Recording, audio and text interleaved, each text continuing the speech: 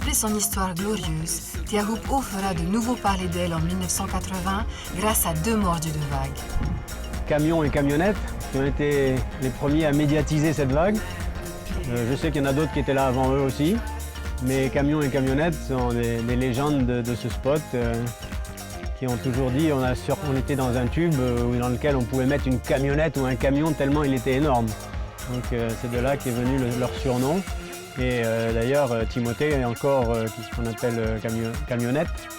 Il surfe encore à Teahupoo malgré son âge avancé.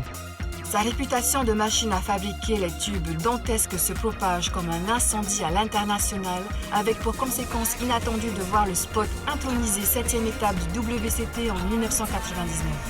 Les surfeurs locaux vont pouvoir rivaliser et composer à domicile avec l'élite mondiale du surf. Cette vague, ça représente tout pour nous. C'est quand même un peu notre gagne-pain aussi, tu vois. On gagne les trials, on va dans le main event, ça nous fait un peu de sous et en même temps, ça nous permet d'élever notre niveau face aux pros mondiaux. Autre bénéfice engendré par les 3 semaines de compétition désormais annuelles, une fréquentation touristique boostée du côté du PK0. J'ai amené des célébrités et des gens souvent m'appellent pour juste aller voir la vague de Teahupoo. Donc c'est des gens qui viennent en vacances à Tahiti, qui restent une journée de plus sur Tahiti au lieu de partir direct sur Moorea et Bora, rien que pour voir la vague de Teahupoo.